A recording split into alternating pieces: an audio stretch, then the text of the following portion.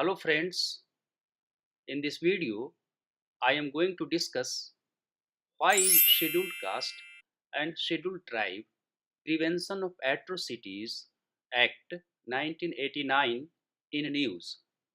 These days, the Scheduled Caste and Scheduled Tribe Prevention of Atrocities Act is in news.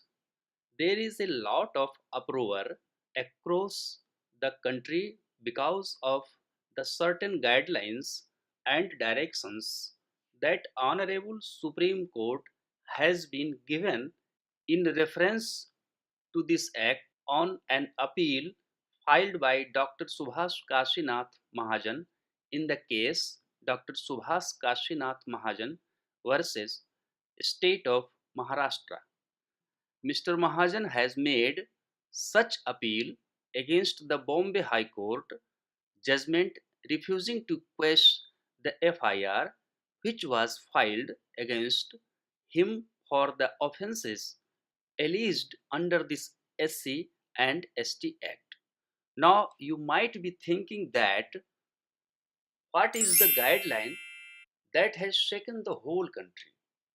Recently, a two-judge bench of Justices A.K. Goyal and U. Lalit has examined the question, that is, whether there can be procedural safeguards so that provisions of Scheduled Castes and the Scheduled Tribes Prevention of Atrocities Act 1989 are not abused for extraneous consideration.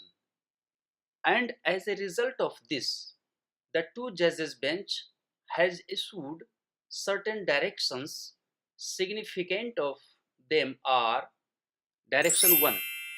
There is no absolute bar against granting the anticipatory bail in cases of the Atrocities Act if no prima facie case is made out or where on judicial scrutiny the complaint is found to be prima facie mala fide.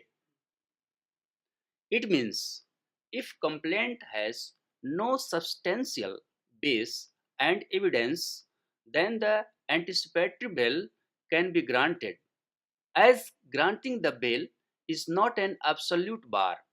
Next, Direction 2. Considering the abuse of law of arrest in cases under the SC and ST Act, a public servant can be arrested only after approval of the appointing authority. It means the bench has directed that a government official cannot be prosecuted on mere allegation of committing an offense under the act without the sanction of appointing authority.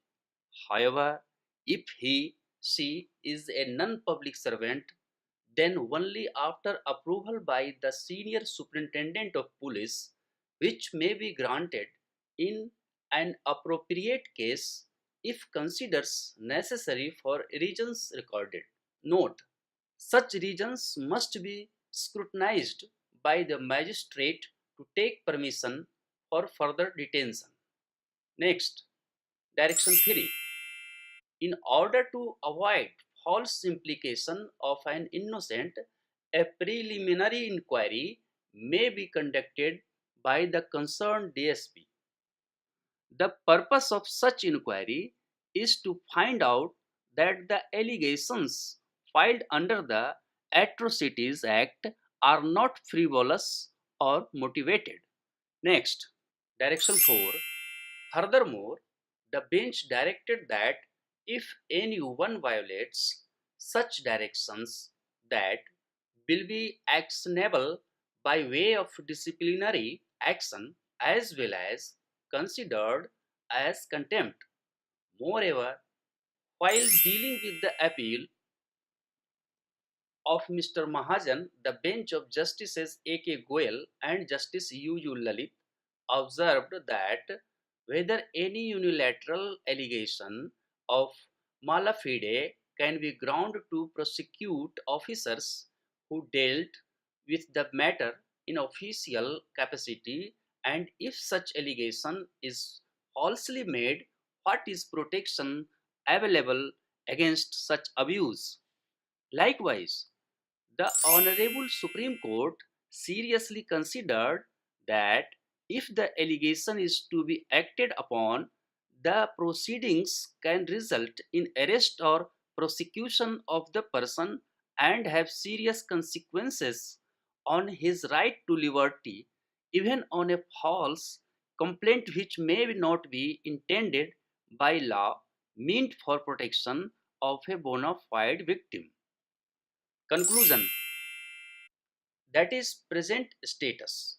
However, these directions hurt the sentiments of many people and raised certain questions.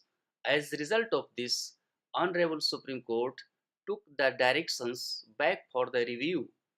At present, the directions are under the review, so wait for the further updates.